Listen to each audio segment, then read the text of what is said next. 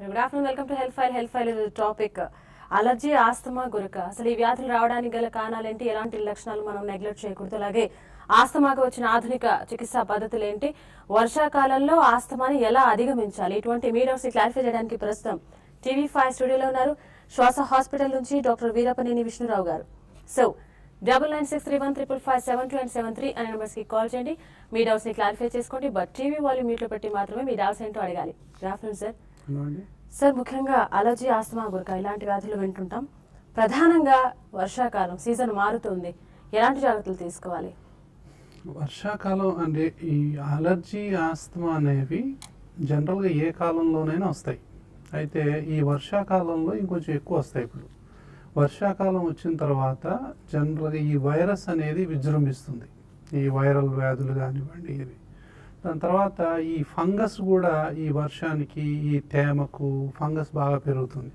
తర్వాత పుప్పొడి రేణువులు కూడా ఎక్కువగా రిలీజ్ అవ్వటం, అవి ఆ తేమ శాతం ఎక్కువ ఉండటం వల్ల తేలిగ్గా అటు ఇటు కదలేవు, అలాగే ఉండిపోతాయి గాల్లో. కాబట్టి పీల్చే అవకాశాలు ఎక్కువ. కాబట్టి పోలెన్కు సంబంధించినటువంటి ఎలర్జీ కూడా ఎక్కువగా ఉంటుంది. ఈ డస్ట్ మైట్స్ కూడా చాలా బాగా పెరుగుతాయి. తేమ శాతం ఎక్కువ ఉంటుంది కదా, అంటే మన కార్పెట్స్లో కానివ్వండి, దిళ్లల్లో కానివ్వండి, పరుపుల్లో కానివ్వండి, ఈ డస్ట్ మైట్స్ కూడా ఎక్కువగా పెరుగుతాయి. తర్వాత ఈ చిన్నపిల్లలు తర్వాత వర్షం వచ్చిందంటే సరదాగా తడుస్తూ ఉంటారు. ఎంత ఎక్కువసేపు తడిస్తే ఈ వైరస్ అనేది అంత ఎక్కువగా వచ్చేటటువంటి అవకాశాలు ఉంటాయి వాళ్ళలో. తర్వాత నీళ్ళలో బాగా తడిచి నీళ్ళలో ఆడుకుంటూ ఉంటాం, తల నానిపోవటం, పాదాలు నానిపోవటం, ఈ తడిచిన షర్టుతో అలాగే చాలాసేపు ఉండిపోవటం, ఇక మెల్లగా జలుబులాగా మొదలవుతుంది.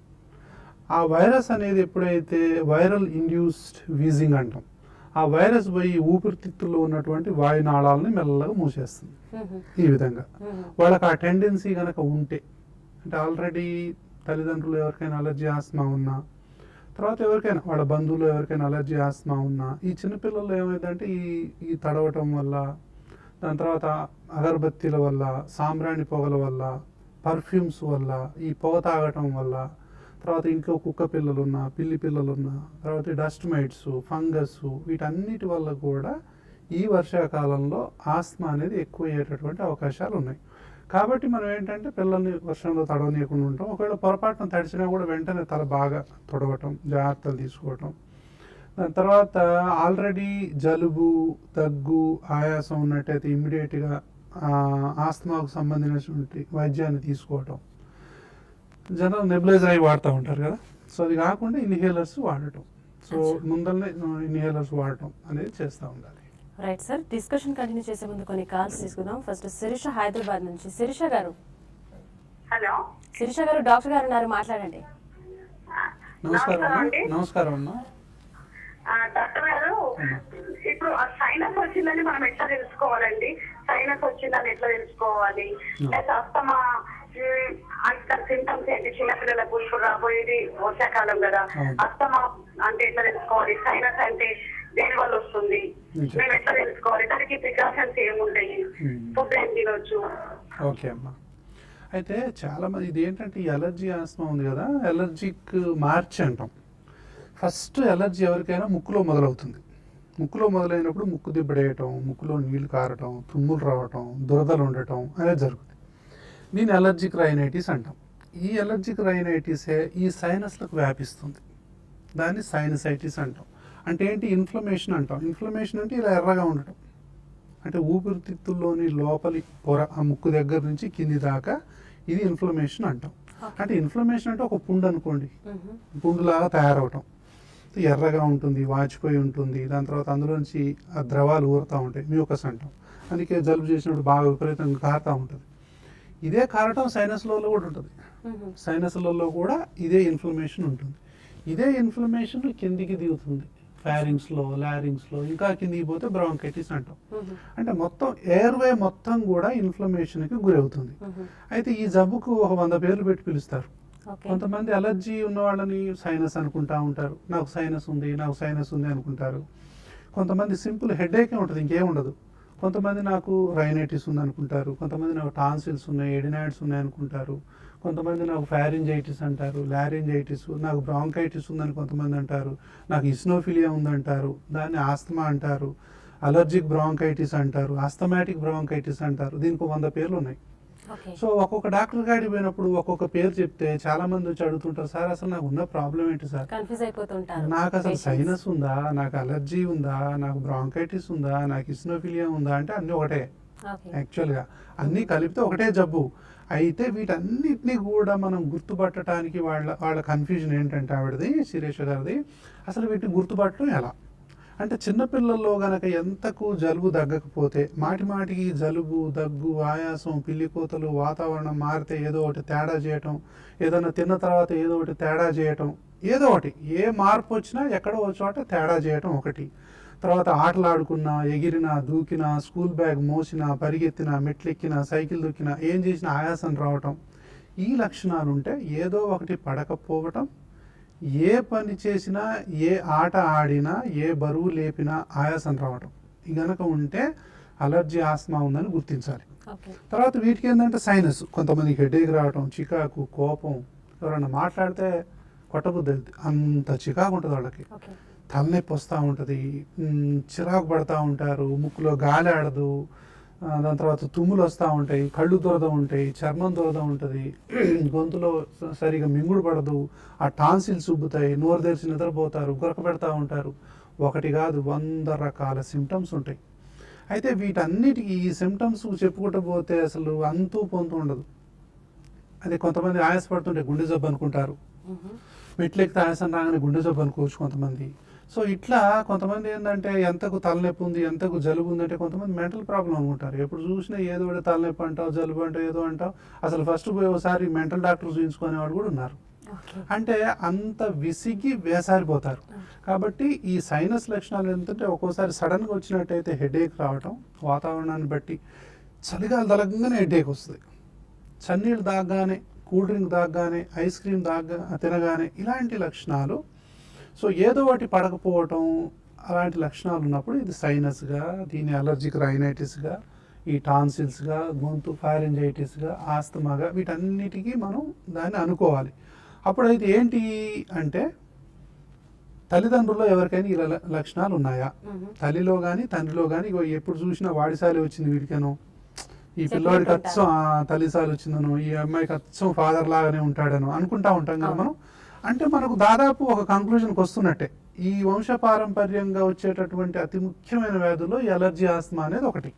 కాబట్టి ఈ పిల్లల్లో కనుక ఈ లక్షణాలు ఉంటే తల్లిలో ఉన్నాయా, తండ్రిలో ఉన్నాయా, ఓకే, వీళ్ళిద్దరిలో లేవు, వాళ్ళ తల్లిలో ఉన్నాయా, వాళ్ళ తండ్రిలో ఉన్నాయా, అలా అంత దూరం నుంచి చాలా చరిత్ర ఉంటుంది దీనికి. అంటే ఎక్కడా దొరకదు. సో వీళ్ళ లేకపోతే వీళ్ళ బాబాయికో, పిన్నమ్మకో, మేనమావకో, మేనత్తకో, ఎవరికైనా ఉన్నాయా, రక్త సంబంధానికి సంబంధించిన వాళ్ళలో ఎవరికైనా ఉన్నాయా అంటే ఓహో ఇలా, అంటే మనం ఒక లింక్ అనేది మనం తెలుసుకోవచ్చు అనమాట. అంటే ఈయన సైనస్తో బాధపడుతున్నాడని, అలర్జిక్ రైనైటిస్తో బాధపడుతున్నాడని, ఆస్తమాతో బాధపడుతున్నాడని. కొంతమందికి చర్మం దురద ఉంటుంది, అలర్జిక్ డర్మటైటిస్ అంటాం, ఎగ్జిమా అంటాం చిన్నపిల్లల్లో. సో ఈ లక్షణాలన్నీ ఉంటాయి. కాబట్టి అంటే ఏంటంటే దీని లక్షణాలు ఏంటి అంటే ఇప్పుడు సైనస్సే ఉంటే చాలామంది ఏమనుకుంటారంటే మెట్లెక్కితే ఆయాసం రావచ్చు, వాళ్ళకి పరిగెత్తితే ఆయాసం రావచ్చు, ఏదన్నా తింటే ఊపిరి ఆడకపోవచ్చు, గొంతులో గురగుర అనవచ్చు, నైట్ పూట నిద్ర పట్టకపోవచ్చు, గురక రావచ్చు, ఇన్ని లక్షణాలు ఉంటాయి. కాబట్టి ఊపిరితిత్తుల్లో వాయునాళాలు సైనస్లో కానీ, అలర్జిక్ రైనైటిస్లో కానీ, టాన్సిల్స్లో కానీ, ఆస్తమాలో కానీ ఈ విధంగా మూసుకొని ఉండవచ్చు.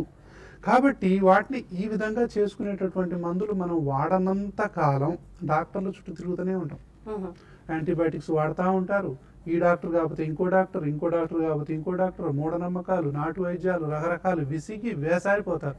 ఎందుకురా ఈ బతుకు దేవుడా అనుకుంటారు. అప్పటి వరకు ప్రాబ్లం సివియారిటీ పెరుగుతూనే ఉంటుంది కానీ దానికి సొల్యూషన్ ఉండదు. అంటే కరెక్ట్ తాళం చేయబెట్టేదాకా తాళం ఓపెన్ కాదు, సింపుల్ గా.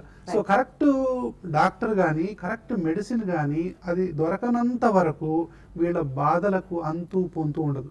కాబట్టి హోమియోపతిని, అలోపతిని, ఆయుర్వేదం అని, చేప మందులని రకరకాలుగా ప్రయత్నాలు చేస్తూ ఉంటారు. విసిగి వేసారిపోతారు. కొంతమంది గాడిద పాలు అంటారు, కొంతమంది ఏంటి కప్ప మాసం తింటే తగ్గుద్ది అంటారు, కొంతమంది పాము మాసం తిన్న వాళ్ళని చూశాను నేను. కొంతమంది గబ్బిలాన్ని అప్పటికప్పుడే చంపేసి ఆ రక్తం తాగితే తగ్గిపోద్దా అంటే ఆ గబ్బిలం కోసం నెల రోజులు పాటుపడి ఆ గబ్బిలాన్ని చంపేసి ఆ బ్లడ్ తాగిన వాళ్ళని కూడా చూశాను నేను. అంటే ఇంత పోరాటం చేస్తూ ఉంటారు దీనికోసం. అయితే కరెక్ట్ వైద్యుడిని సంప్రదించి కరెక్ట్ మందు వాడనంత వరకు ఈ సమస్యలకు అనేది విముక్తి ఉండదు అనమాట. సార్ కాలర్ వెయిట్ చేస్తున్నారు, నూజివీడు నుంచి గోపి గారు. నమస్తే మేడం. ఎస్ నమస్తే అండి, డాక్టర్ గారు ఉన్నారు, మాట్లాడండి. నమస్తే అండి. నమస్కారం అండి. సార్ నాకు మరి శ్వాస తీసుకోవడం చాలా ఇబ్బందిగా ఉందండి. అది ఏంటంటే ఒకసారి కబడ్డీ ఆడుతుంటే నా ముక్కు మీద వేరే ప్లేయర్ కనటం వల్ల ముక్కు బాగా ఊడిపోయింది సార్. చిన్న రంధ్రమే ఉంది ఒక సైడ్. అయితే గాలి పూర్తిగా వెళ్ళకపోవడం వల్ల నాకు తలనొప్పి రావడం, తర్వాత కడుపు ఉగ్రంగా ఉండటం, నిద్ర పట్టకపోవడం, ఎన్ని సింటమ్స్ వస్తున్నాయండి. చాలా మీరు అన్నట్టు 4-5 డాక్టర్లు తిరిగారంటే చాలా ఇబ్బందిగా ఉందండి. చాలా సమస్యలు వస్తున్నాయి సార్. భోజనం కూడా సరిగ్గా చేయలేని పరిస్థితి, నిద్ర పట్టని పరిస్థితి. అంటే మీకు ఈ దెబ్బ తగిలింది అన్నారు కదా, ఈ తలకు ముందు కూడా కొంచెం ఈ ప్రాబ్లం ఉండేదా? లేదు సార్, అటువంటి ప్రాబ్లం లేదు సార్ నాకు. మీ పేరెంట్స్ లో కానీ ఎవరికైనా? లేదు సార్, అదేం లేదు సార్. నాకు శ్వాస తీసుకోవడం చాలా ఇబ్బందిగా ఉంది. మెయిన్ సమస్య ఇప్పుడు ఏదన్నా డస్ట్ పడకపోవటం అలాంటిది ఏమైనా ఉందా? డస్ట్ పడకపోవటం డస్ట్ అదేం లేదు సార్, నా అంతా ఫ్రెష్ గా ఉంది, బాగానే ఉంది. ఈ 2 రంధ్రాలు ఉంటాయి కదా ముక్కుకి, ఒక సైడ్ అతుక్కుపోయింది సార్. అయితే ఇప్పుడు ఏంటంటే మీది అంటే ఇది మెకానికల్ ఇంజురీ అంటాం. సో ఈ ముక్కు కనుక ఒకవేళ ఆ దెబ్బ తగిలినప్పుడు డీవియేట్ అయిపోయి, సో దానికి సంబంధించింది ఏమైనా ఉంటే కనుక మెకానికల్ అబ్స్ట్రక్షన్ అంటాం. సో దాన్ని ఏంటి సర్జన్కి సంప్రదించి చూయించుకోవడం ఒక పద్ధతి. తర్వాత ఏంటంటే ఎనీ ఇంజురీ, ఇప్పుడు ఈయన ఇంజురీ అని చెప్పాడు కాబట్టి ఎనీ ఇంజురీ, కొంతమంది ఏంటంటే బలంగా ఏదైనా యాసిడ్ ఫ్యూమ్స్కి ఎక్స్పోజ్ అయినా అంతకుముందు వాళ్ళకి ఏముండదు, దాని తర్వాత వాళ్ళకి ఊపిరి సమస్యలు మొదలవుతాయి. కొంతమంది సడన్గా నీళ్ళలో పడతారు అనుకోండి, ఆ నీళ్ళు తాగుతారు, ఊపిరితిత్తులో పోతాయి, అప్పటి నుంచి వాళ్ళకి ఆస్తమా మొదలవటం. కొంతమందికి ఇంట్లలో ఆ మందులు ఈ మందులు దోమలకు వాటికి వీటికి బొద్దింకలకు కొడతారు కదా, అంతకుముందు వాళ్ళకి ఏముండదు ఆస్తమా, తర్వాత రావటం. అంటే ఇట్లా అంటే ఏంటి, ఆ యొక్క ఎపిథీలియల్ మెంబ్రెయిన్ అనేది ఇంజురీ వల్ల కానీ దేని వల్ల కానీ దెబ్బతిన్నట్లయితే అప్పటి నుంచి బాడీలో కొన్ని చేంజెస్ వస్తాయి. కొంతమంది అనస్థీషియా తీసుకున్న తర్వాత నాకు ఆస్తమా మొదలైందని చెప్పిన పేషెంట్లు కూడా ఉన్నారు. అంటే there is some epithelial dysfunction అనేది జరుగుతుంది. అప్పుడు జరిగి అది అట్నే కంటిన్యూ అవుతుంటుంది, మాటికి ట్రిగ్గర్ అవటం అలా కంటిన్యూ అవుతుంది. అయితే దీనికి మెయిన్ ఏంటంటే ఒకటి, ఇప్పుడు ఈ కేసులో మాత్రం ఈఎన్టీ డాక్టర్ని సంప్రదించి మళ్ళీ ముక్కుని సరిగ్గా చేసుకోవడం అనేది ఒకటి. చేసుకున్న తర్వాత కూడా సమస్య ఉంటే అలర్జీ లాగా ఇంకేమైనా మొదలైందా, సైలెంట్గానే ఇంతకుముందునే వీళ్ళకి ఎలర్జీలు ఉన్నాయా అనేది, అంటే ఇంత నరకం అనుభవించాల్సిన అవసరం అయితే లేదు. సో ఇప్పుడు పేషెంట్ చెప్పి నాకు నిద్ర లేదు, తింటే కూడా కొంతమందికి ఆయాసం వస్తుంది, కడుపు నిండా తింటే ఆయాసం వచ్చే వాళ్ళు కూడా ఉన్నారు. సో ఇన్ని బాధలు ఉన్నప్పుడు మాత్రం ఒకసారి సంప్రదించి అలర్జీ ఆస్మా కూడా ఏమైనా ఉందా ఈ దెబ్బతో పాటు అనేది తెలుసుకొని, సో అప్పుడు చూస్తే కనుక కరెక్ట్గా చెప్పొచ్చు, బాధపడాల్సిన అవసరం లేదని మాత్రం చెప్పొచ్చు మనం. సో మంచి మందులు అందుబాటులో ఉన్నాయి. హైదరాబాద్ నుంచి ప్రసాద్ అండి కాలర్. ప్రసాద్ గారు. హలో ప్రసాద్ గారు, మీ డౌట్ ఏంటో అడగాలి. ప్రసాద్ గారు నమస్తే సార్. నాకు గురక వస్తుంది సార్. ఓకే అండి. గురక అవునవును. ఎంత వయసు ఉంటుందండి మీకు? 44 అండి. బరువు ఉంటారా బాగా? బరువు అంటే 83-84 ఉన్నాను సార్. హైట్ తక్కువ ఉంటారా, బాగానే ఉన్నారా? అంటే నేను హైట్ వచ్చి 5'7" ఉంటానండి. 83 అట్లా ఉన్నారు. అయితే మీకు జలుబు, సైనస్, ఈ గొంతు పచ్చి చేయటం, అలా వాతావరణం మారితే తేడా చేయటం, గొంతులో ఎక్కువ ఇన్ఫెక్షన్ ఏమి వస్తుందండి? మాటి గొంతు ఇన్ఫెక్షన్ వస్తుందండి అప్పుడప్పుడు గొంతు ఇన్ఫెక్షన్ వస్తుంది. నోరు తెరిచి నిద్రపోతారటనా చెప్తున్నారా? అవునండి. సో ఈయనకు ఎప్పటి నుంచో ఉండొచ్చు. సో ఈ గొంతు పచ్చి చేయటం చాలా మందికి ఏంటంటే అంటుంటారు, గొంతు పచ్చి చేయటం, టాన్సిల్స్, ఎడినాయిడ్స్ ఇవ్వటం, చాలా మంది నా గొంతు పచ్చి చేస్తారు సార్ అంటారు. ఈ అలర్జీలో భాగం అది. సైనస్ ఉంటే కూడా మాటికి పోస్ట్ నేసల్ డ్రిప్ అంటాం, వెనక నుంచి పడి గొంతు అంతా పచ్చి చేస్తూ ఉంటుంది. మొత్తం మీద ఆ రెస్పిరేటరీ సిస్టమ్ మొత్తం ఉన్నటువంటి ఈ మ్యూకస్ మెంబ్రెయిన్లో ఇన్ఫ్లమేషన్ అనేది ఉంటుంది. ఈ ఇన్ఫ్లమేషన్ ఎంతకాలం అయితే ఉంటుందో అక్కడ దీన్ని ఎంతకాలం అయితే మనం ట్రీట్మెంట్ చెయ్యము, సరైన ట్రీట్మెంట్ కరెక్ట్ ట్రీట్మెంట్ చెయ్యము, వాళ్ళకి గొరకో, నోరు తెరిచి నిద్రపోవటము, తర్వాత హెడేక్ రావటము, ఆయాసం రావటము, మెట్లెక్కలేకపోవటము, పని చేయలేకపోవటము, స్లీప్ డిస్టర్బెన్స్, ఇవన్నీ వస్తూనే ఉంటాయి. అంటే ఈ గురక మెయిన్గా రావడానికి మూల కారణం ఏంటంటే అలర్జీ ఆస్తమాని సరి అయినటువంటి సమయంలో సరిగ్గా వైద్యం చేయకపోవటమే చాలా మందిలో కారణం. దీంతో పాటు ఏంటంటే ఏజ్ పెరుగుతూ ఉంటుంది, కొంతమందికి ఊబకాయం వస్తూ ఉంటుంది, ఆల్కహాల్ తీసుకుంటూ ఉంటారు, పొగ తాగుతూ ఉంటారు, ఇందులోనే పర్ఫ్యూమ్స్, మళ్ళీ రకరకాల వాసనలు, వీటన్నిటి వల్ల ఈ ఇన్ఫ్లమేషన్ అనేది ఇంకా ఎక్కువైతూ ఉంటుంది. కాబట్టి ఈ గురక అనే దానికి ఫస్ట్ ఏంటంటే బరువు తగ్గటం, లైఫ్ స్టైల్ చేంజ్ చేసుకోవటం, ఆల్కహాల్ తీసేయటం, పొగ బంద్ చేయటం, గుట్కాలు అలాంటివి ఏమైనా ఉంటే తక్కువ చేసుకోవటం, చేసుకున్న తర్వాత కరెక్ట్ ఆహార నియమాలు పాటించడం, ఇవన్నీ చేసిన తర్వాత అలర్జీ, ఆస్తమా, సైనస్ కనుక ఉన్నట్లయితే వాటికి వ్యాక్సిన్స్ తీసుకోవడం. ఇప్పుడు వ్యాక్సిన్స్ అందుబాటులో ఉన్నాయి, మాటికి జలుబు రాకుండా. ఇప్పుడు వర్షాకాలంలో ఆల్రెడీ మనకి ఇంకా ఎప్పుడు చూసినా వర్షాకాలం వచ్చిందంటే మనకు వచ్చేస్తుందిరా బాబు, దగ్గు, ఆయాసం, తెమడ వస్తుంది అనుకున్న వాళ్ళందరికీ ఇన్ఫ్లుయెన్జా వ్యాక్సిన్లు కానీ న్యూమోకోకల్ వ్యాక్సిన్లు తీసుకోవడం బెటర్. సో మాటికి గొంతు పచ్చి వస్తే ఆ గొంతు పచ్చిని కూడా అరికడద్ది. కాబట్టి ఇవన్నీ ఇన్ఫెక్షన్ రాకుండా చేసుకోవటం. దాని తర్వాత అలర్జీ, ఆస్తమా, సైనస్ ఉంటే గనక దానికి సంబంధించినటువంటి anti inflammatory, anti allergy treatment తీసుకున్నట్లయితే ఆ శ్వాస నాళాలు మొత్తం ఓపెన్ అవుతుంది. ఇట్లా ఓపెన్ అయిన తర్వాత ఇంకా గురక ఎక్కడిది, గురక ఉండదు. చాలా మంది ఏంటంటే వీటిని ఇలాగే పెట్టి సిప్యాప్ పెడతారు. సిప్యాప్ అని కొత్తగా మిషన్ వస్తుంది మన గురక ఉన్న వాళ్ళకి. అలర్జీ, ఆస్తమా ఉండి ఈ ఊపిరితిత్తులను ఇలాగే ఉంచి ఇలాగే మిషన్ పెట్టినట్లయితే దానికి సరైనటువంటి కారణాన్ని తెలుసుకోకుండా ఒట్టిగా ఏదో సైకిల్ పంపులో గాలి పెట్టినట్టే. సో అలా పెట్టడం అనేది తప్పు. వీళ్ళకి అలర్జీ, ఆస్తమా లక్షణాలు ఉన్నాయా, ఉంటే కనుక దాన్ని ట్రీట్ చేస్తూ లైఫ్ స్టైల్ చేంజెస్ని పాటిస్తూ కరెక్ట్ మెడిసిన్ వాడితే గురక పెట్టడం అనేది ఉండదు, పిల్లలు నోరు తెరిచి నిద్రపోవడం అనేది ఉండదు, ఈ టాన్సిల్స్ ఉబ్బటం, వీటన్నిటికి కూడా కరెక్ట్ మెడిసిన్స్ వాడి వ్యాక్సిన్స్ తీసుకొని చాలా అంటే ఈ రిజల్ట్స్ అనేవి బాగుంటాయి. మీరు అన్నట్లు కొంతమంది వాళ్ళే డిసైడ్ అయిపోతూ ఉంటారు, అలర్జీ చేసింది, ముక్కులోంచి నీళ్ళు కారుతుంది అని చెప్పేసి యాంటీబయాటిక్స్ వాడటం, లేదంటే నెబిలైజర్ చీటికి మాటికి వాడుతూ ఉంటారు. సో వీటి వల్ల ఎలాంటి సైడ్ ఎఫెక్ట్స్ ఉంటాయి? చాలా అంటే ఇది పెద్ద సమస్య. నెబిలైజర్ వాడుతున్నారు, ఏమైనా వాడుతున్నాం అంటే మేము నెబిలైజర్ ఉన్నాం సార్, మేము అసలు నెబిలైజరే కొనుక్కున్నాం అని చెప్తారు. నెబిలైజర్ కొనుక్కొని ఇంకా మేము కూడా పెట్టాం సార్, మా బాబు మా పాప వాడే పెట్టేసుకుంటారంటారు. 4 years ఉన్నాయి, వాడు బ్రహ్మాండం పెట్టేసుకుంటాడు అని అది చాలా గొప్పగా చెప్తా ఉంటారు. ఇవన్నీ తప్పు. అసలు నెబిలైజరు రోజుకి 5 సార్లు 6 సార్లు వాడుతున్నారంటే అంటే ఏంటి, ఈ కట్లిప్పుకుంటున్నట్టు లెక్క. అంటే అసలైన వైద్యం జరగట్లా, తాత్కాలిక వైద్యాన్ని తీసుకున్నట్టు లెక్క. అంటే దీన్ని ఇక్కడ ట్రీట్మెంట్ జరగాల. దీన్ని ఏమంటామంటే ఇప్పుడు కంట్రోలర్ థెరపీ లేదా ప్రివెంటర్ థెరపీ అంటాం. సో ఇది జరగకుండా కేవలం టెంపరరీ రిలీఫ్ కోసం చేసేటటువంటి వైద్యాలన్నీ తప్పే. చాలామంది ఆస్తలిన్ ఇన్హేలర్ కొట్టుకుంటారు, సాల్పిటమాల్ ఇన్హేలర్ కొట్టుకుంటా పైగా మేము చాలా మంచి వైద్యం ఆడుతున్నామండి, అసలు ఇన్హేలర్స్ అన్ని వేస్ట్, ఈ డాక్టర్లు అందరూ వేస్ట్ అనుకుంటూ తిరుగుతూ ఉంటారు చాలామంది.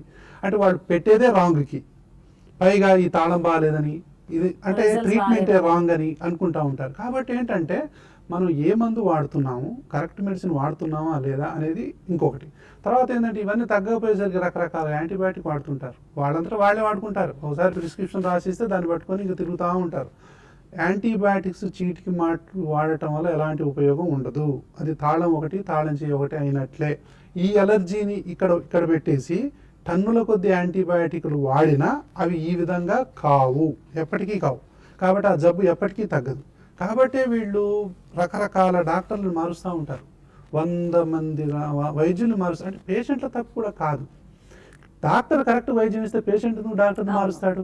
కాబట్టి పేషెంట్లను ఎప్పుడూ తప్పు పట్టకూడదు. పేషెంట్లు యాంటీబయాటిక్ ఎందుకు అవగాహన లేదు, అంటే యాంటీబయాటిక్స్ వాడేలాగా వైద్యం ఉంది.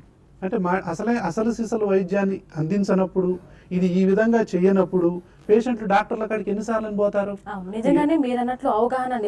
అవగాహన అనేది అలర్జీ, ఆస్తమా, గురక వ్యాధుల మీద అస్సలేదు. 100% మంది ఇప్పటికి కూడా అసలు సిసలైన వైద్యాన్ని వాడటం లేదు. దాని ఫలితమే ఈరోజు మూఢనమ్మకాలు, నాటు వైద్యాలు, చేప మందులు, రకరకాలు. అంటే వాళ్ళని మనం ఏదో అనటం కాదు, అంటే శాస్త్రీయ వైద్యం అనేది విఫలమైంది. అంటే ప్రజల్ని చైతన్యపరచడంలో అది నేను అనుకుంటాను. మన అంటే శాస్త్రీయ వైద్యం అందుబాటులో ఉన్నటువంటి విషయాన్ని ప్రజలకు గత అంటే 20 సంవత్సరాలు నేను చెప్తా ఉన్నాను. దాని గురించే ఇప్పుడు శ్వాస ఫౌండేషన్ తరపున ఈ శ్వాస అనేటటువంటి పుస్తకాన్ని చదివితే అసలు వాళ్ళకు ఉన్నది ఏంటి, అలర్జీనా, ఆస్తమానా, గురకనా, ఏది వాడాలా ఏది వాడొద్దు, మూఢనమ్మకాలు, నాటు వైద్యాలు ఎందుకు వాడుతున్నారు అంటే మెయిన్ రీజను తట్టుకోలేని బాధ తగ్గుతుందనే ఆశ. ఈ రెండే మూఢనమ్మకాల వైపైనా నడిపిస్తాయి, ఏ వైద్యం వైపైనా నడిపిస్తాయి. ఎక్కడో ఏదో ఉందంట, మంత్రాలు తంత్రాలు, ఎక్కడికైనా వెళ్ళిపోతారు. అంటే తగ్గుతుందనే ఆశ, తట్టుకోలేని బాధ. అయితే ఇది తప్పని, శాస్త్రీయ వైద్యం ఇప్పుడు అందుబాటులో ఉందని, అది తీసుకుంటే గనక బ్రహ్మాండమైన జీవితాన్ని గడపొచ్చని ఈ సందర్భంగా అందరు కనుక తెలుసుకున్నట్లయితే, అవేర్నెస్ పెంచుకున్నట్లయితే, ఇప్పుడు ఇంటర్నెట్ ఉంది, ఇప్పుడు కావాలంటే ఇప్పుడు ఆస్తమా అంటే వచ్చేస్తుంది. తర్వాత చాలామంది సార్ మీ ఇంటర్వ్యూని చూడలేకపోయాం సార్ అంటారు. శ్వాస హాస్పిటల్ అని గూగుల్లో కొడితే వచ్చేస్తుంది. సో అందులో మనం చూసుకోవచ్చు, ఇంటర్వ్యూలు అన్నీ కూడా చూసుకోవచ్చు. కాబట్టి ఈ సాంబ్రాణి పొగలేయటం, తర్వాత అగరబత్తీలు వాడటం, పర్ఫ్యూమ్స్ వాడటం, ఇంట్లో రకరకాల కెమికల్స్ వాడటం, ఇవన్నీ ఇండోర్ పొల్యూషన్ని మనం బంద్ చేయాలి. తర్వాత అవుట్డోర్ పొల్యూషన్ని సాధ్యమైనంత వరకు కాపాడుకోవాలి మనం దాని నుంచి. కాబట్టి cool drinks, ice creams, chocolates ఇలాంటివన్నీ అవాయిడ్ చేస్తూ ఉండాలి. సో సరైన సమయంలో వ్యాక్సిన్లు తీసుకోవాలి. ఇలాంటివన్నీ తీసుకుంటే అలర్జీ, ఆస్తమా, గురకతో బాధపడే వాళ్ళు ఏ ఒక్కరూ ఎంత మాత్రం బాధపడాల్సిన అవసరం ఈ రోజుల్లో లేదు. అంత మంచి వైద్యం అందుబాటులో ఉంది. అయితే అత్యాధునిక వైద్యం అంటే ఇప్పుడు యాంటీ అలర్జీ ట్రీట్మెంట్ అందుబాటులో ఉంది. దాని తర్వాత డస్ట్ వల్ల మనకి డస్ట్ అలర్జీ వచ్చిందనుకోండి, అదే డస్ట్ని మనం ఇంజెక్షన్ రూపంలో కానీ చుక్కల రూపంలో కానీ తీసుకున్నట్లయితే అలర్జీని కంట్రోల్ చేయొచ్చు. తర్వాత ఆస్తమా ముదిరిపోకుండా అంటే అలర్జీకి మార్చి అంటాం, ఇక్కడ మొదలైతే ఇక్కడ దాకా వస్తుంది, అదే ఆస్తమా. దాన్ని రాకుండా చేయాలి అంటే మనం ముందే అంటే ఆహార నియమాలు మార్చుకోవాలి, జంక్ ఫుడ్లు తినకూడదు. కాబట్టి ఎక్సర్సైజ్ చేయటం, చిన్నపిల్లలకు యోగా నేర్పించటం, సూర్య నమస్కారాలు నేర్పించటం. సో ఇలాంటివన్నీ కూడా మనం చేసినట్లయితే అలర్జీ, ఆస్తమా అనేది అసాధ్యమైన జబ్బేం కాదు. దీనికి మూఢనమ్మకాలకు, నాటు వైద్యాలకు ఎలాంటి సంబంధం లేదు. సో చాలామంది ఏంటంటే తెలియక పాపం విసిగి వేసారిపోయి కరెక్ట్ వైద్యం దొరక్క అటు ఇటు తిరిగి చేస్తూ ఉంటారు. కాబట్టి వాళ్ళందరికీ నేను చెప్పేది ఏంటంటే మంచి వైద్యం అందుబాటులో ఉంది, మంచి డాక్టర్ని సంప్రదించండి, జాగ్రత్తగా మందులు వాడండి, అలర్జీ, ఆస్తమా నుంచి విముక్తి పొందండి. Right, thank you so much doctor Veerapaneni Vishnu Rao గారు. అలర్జీ, ఆస్తమా, గురక గురించి మంచి ఇన్ఫర్మేషన్ ఇచ్చారు. అలాగే శ్వాస హాస్పిటల్ ముఖ్యంగా వీటిపై అవగాహన కోసం మంచి కార్యక్రమాలు చేపడుతోంది. బుక్ కూడా రిలీజ్ అయింది, అది చూస్తే కానీ అన్ని వివరాలు తెలుస్తాయని తెలియజేశారు. చాలా మంది కాలర్స్కి మంచి సజెషన్స్ ఇచ్చారు. Thank you so much. ఇది వాళ్ళ health file. Keep watching TV5.